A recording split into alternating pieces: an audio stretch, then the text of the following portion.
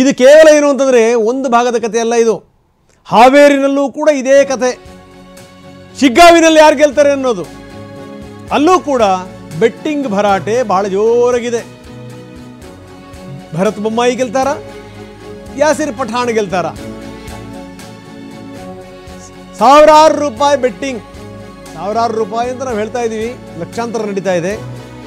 ಯಾರೋ ಪುಣ್ಯಾತ್ಮ ಹಳ್ಳಿನಲ್ಲಿ ಜೋಡೆತ್ತನ್ನೇ ಬಾಜಿ ಕಟ್ಟಿದ್ನಂತೆ. ಅವೇನು ಕರ್ಮ ಮಾಡಿದ್ದು ನೋಡಿ ನೋಡಿ, ಎತ್ತುಗಳನ್ನು ಬಾಜಿ ಕಟ್ಟಿರೋದು. ಇವ್ರಿಗೇನಾದರೂ ಸ್ವಲ್ಪನಾದರೂ ಜವಾಬ್ದಾರಿ ಇದೆಯಾ ಬೆಟ್ಟಿಂಗ್ ಕಟ್ಟೋರಿಗೆ? ಯಾರಾದರೂ ಈ ಮನೆತನ ಜೊತೆಗೆ ನಮ್ಮ ಕುಟುಂಬ, ನಮ್ಮ ಏಳಿಗೆ, ಈ ಥರದ್ದು ಯೋಚನೆ ಮಾಡುವಂಥವ್ನು ಯಾವನೂ ಕೂಡ ಈ ರೀತಿ ಬೆಟ್ಟಿಂಗ್ ಹುಚ್ಚಾಟದಲ್ಲಿ ತೊಡಗಲ್ಲ ನೋಡಿ.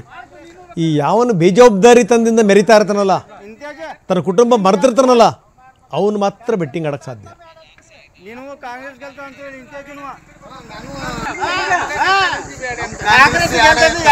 ಗುಡಿಪಾಸ್ ಹನುಮಂತರ ಗುಡಿಪಾಸ್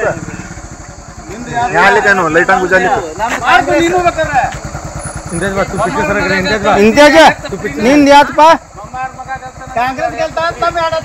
ನೀನು ಕಾಂಗ್ರೆಸ್ ಗೆಲ್ತ ಅಂತ ಹೇಳಿ ಇಂತೇಜ್ ನೀನು ಕಾಂಗ್ರೆಸ್, ನೀನು ಯಾವಪ್ಪ ಬಿಜೆಪಿ, ನೀವು ಬಿಜೆಪಿ,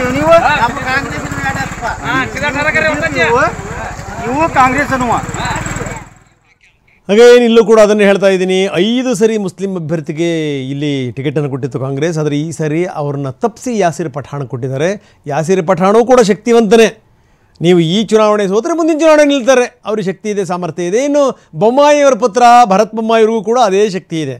ಆದರೆ ನೀವು ಈ ರೀತಿ ಎತ್ತುಗಳನ್ನು ಬೆಟ್ಟಿಂಗ್ ಹಿಡಿತಿರಲ್ಲ, ಎತ್ತುಗಳ ಸಗಣಿ ಕೂಡ ಸಿಗಲ್ಲ ನಿಮಗೆ ತಿನ್ನಬೇಕು ಅಂತಂದರೆ ಮುಂದಿನ ದಿನಗಳಲ್ಲಿ.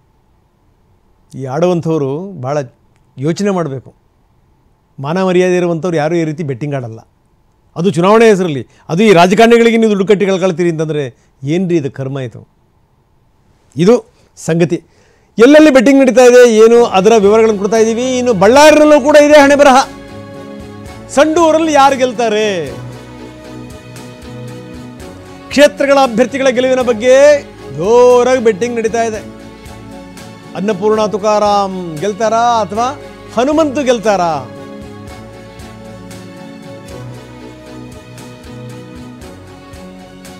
ಬಳ್ಳಾರಿಯ ಕುಡಿತಿನಿ ಗ್ರಾಮದಲ್ಲಿ ಫಲಿತಾಂಶದ ಬಗ್ಗೆ ಬೆಟ್ಟಿಂಗ್ ನಡೀತಾ ಇದೆಯಂತೆ. ಬಂಗಾರು ಹನುಮಂತಿಗೆ ಗೆಲುವು ಅಂತ ಬೆಟ್ಟಿಂಗ್. ಯಾವ ಪುಣ್ಯಾತ್ಮರಪ್ಪ ಇದನ್ನು ಕಟ್ಟಿದ್ದು? 1 ಲಕ್ಷ ಬಾಜಿ ಕಟ್ಟೋ ಮುಖಾಂತರ ಶುರುವಾಯಿತು. ಅನ್ನಪೂರ್ಣ ಸೋಲಲ್ಲ ಅಂತ ಮತ್ತೊಬ್ಬ 1 ಲಕ್ಷ ರೂಪಾಯಿ ಕಟ್ಟದ. ಚೋರನೂರಲ್ಲಿ ಕೈ ಅಭ್ಯರ್ಥಿ ಅನ್ನಪೂರ್ಣ ಗೆಲುವು ನಿಶ್ಚಿತ ಅಂತ ಬೆಟ್ಟಿಂಗ್ ಕಟ್ಟಿದಾರಂತೆ. ತನ್ನ ಜಮೀನನ್ನು ಚೋರನೂರು, ಹೆಂಗಿದೆ ನೋಡಿ ಹೆಸರು. ಕದಕಮಂದೂರು ಕೂಡ ಈ ರೀತಿ ತಮ್ಮ ಭೂಮಿನ ಬೆಟ್ಟಿಂಗ್ ಇಡಲ್ಲ. ಚೋರನೂರಿನಲ್ಲಿ ಈ ರೀತಿ ಬೆಟ್ಟಿಂಗ್ ಇಟ್ಟಿದ್ದಾನೆ.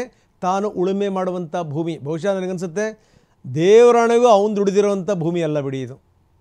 ಯಾರೋ ಅವ್ರ ತಲೆಮಾರವ್ರು ಹಿಂದೆ ಬಿಟ್ಟೋಗಿರ್ತಾರೆ, ಇವನಿಟ್ಟ ಬಾಜಿ. ಏನು ಕರ್ಮ ನೋಡಿ ಇದು.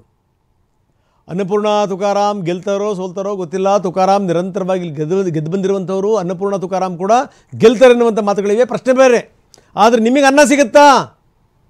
ಬೆಟ್ಟಿಂಗ್ ಕಟ್ಟಿದಂಥವ್ರು ಏನಾದರೂ ಕಳ್ಕೊಂಡ್ರೆ ಅನ್ನಪೂರ್ಣ ನಿಮಗೆ ಕರೆದ್ಬಿಟ್ಟು ಅನ್ನ ಹಾಕ್ತಾರಾ?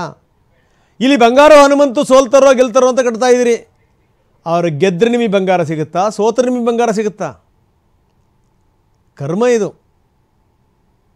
ಬೆಟ್ಟಿಂಗ್ ದಂಧೆ ಜೋರಾಗಿ ನಡೀತಾ ಇದೆ.